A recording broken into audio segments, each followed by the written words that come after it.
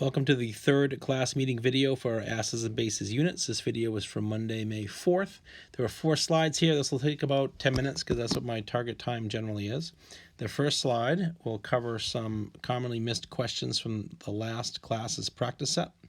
Then we'll look into fundamental definitions of acids and bases. After all, the unit is called acids and bases. But you've been referred to a website that has some good definitions in it that are the same as these. Then the bottom 2 slides is where we dive into pH a little bit more. And I'm going to pursue that understanding through a mathematical lens a little bit. I think it can be intriguing to make that connection, and hopefully it will help in your overall understanding. So let's look at the first page. So 2 commonly missed questions.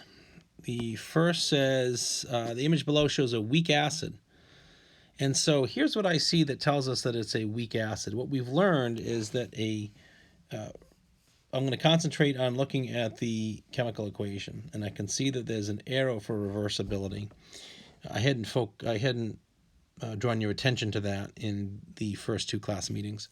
What I did draw your attention to is the idea that weak acids, when you put in an acid molecule, not all of them dissociate. So when I look through the magnifying glass, I can see some of the original, right there, some of the original acid molecules, and they have not dissociated. Then there are others that have dissociated into the anion and the H plus cation. Now the H plus immediately ends up bonding with a water molecule to make the hydronium ion H3O plus.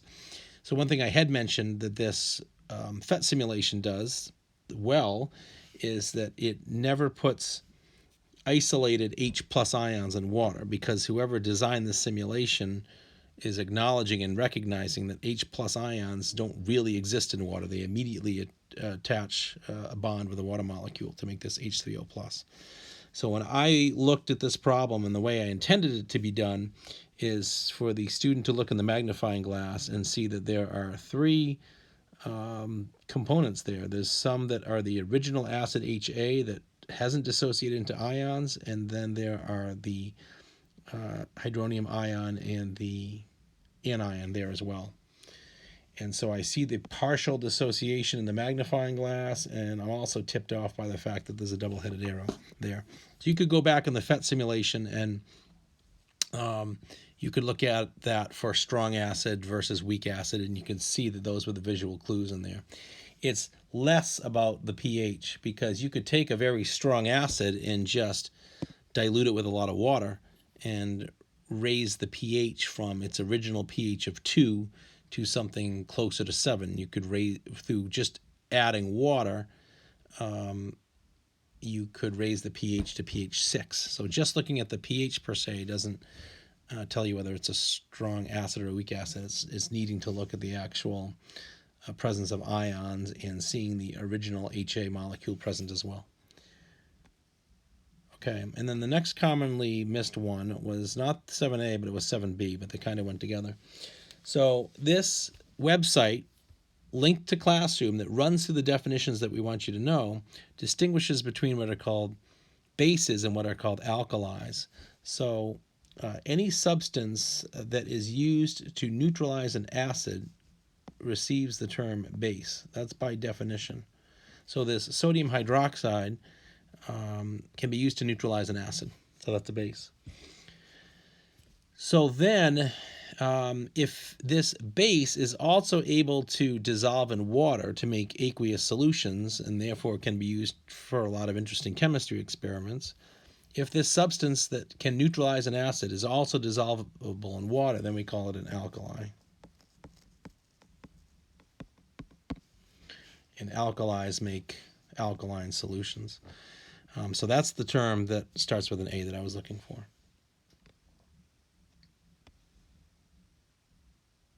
Okay, so I have grabbed these definitions right from that website that I want you to pay attention to for definitions. So in our limited study of acids and bases, we're going to recognize acids are sources of hydrogen ions, H+.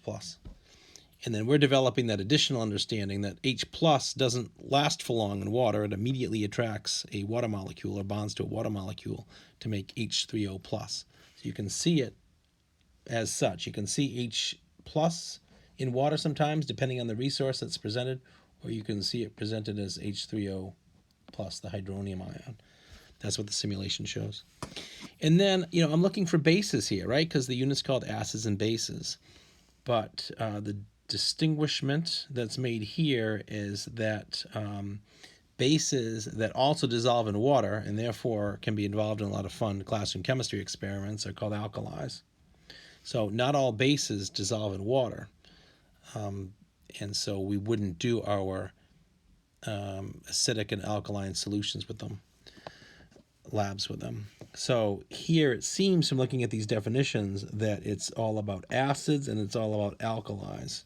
And I do kind of like the way this website presents that material.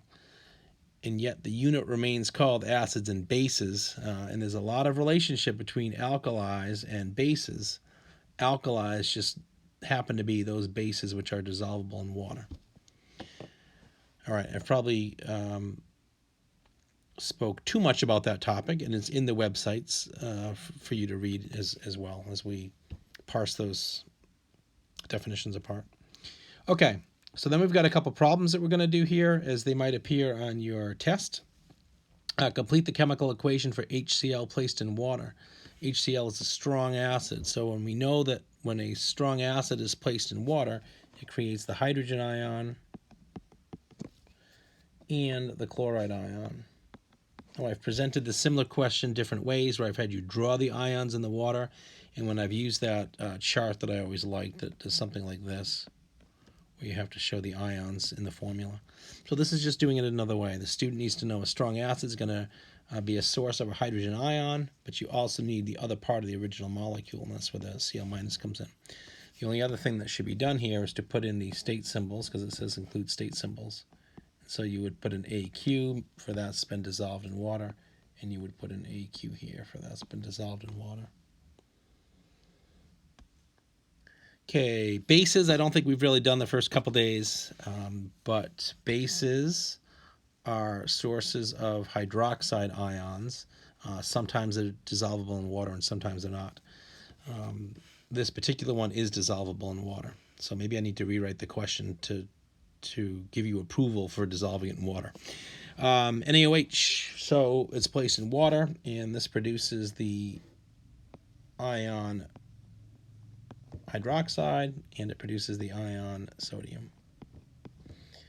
And here again, we've had these questions several different ways during the year, where I would have you take this formula and show the ions using this chart here, if you remember that, if that's making sense to you. We could give you a problem where you put that in water and show the ions. I think you did some of that for the last practice set. And here we're doing it in equation form. The only thing I need to add in here is I need to add that it's aqueous here, and then it's aqueous here. Aqueous meaning dissolved in water.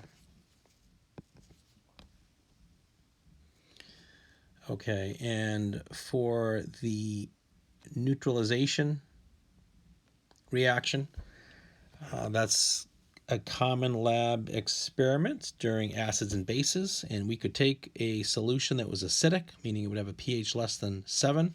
We could take a solution that was alkaline, meaning it would have a pH above 7, and we could react those two, and they would end up, if the quantities were just exactly right, we could end up with something that was pH 7, because the hydrogen ions from the HCl, which we had up here, I don't know if those dots are coming through or not, but in this problem number 1, we were showing the formation of the hydrogen ions, and in problem number 2, we were showing the formation of the hydroxide ions from the OH, and what happens is those end up combining to form water, and then these combine to form sodium chloride.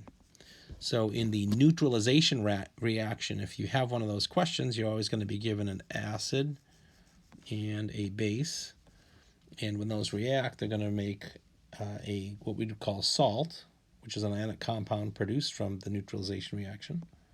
So that's going to be NaCl plus, and then we make a water molecule. The H from here and the OH from here make an H2O. Okay, I see that my time is at 10 minutes, so I'm going to end this video here, and in a separate video, I'm going to introduce the mathematics of pH. Thank you.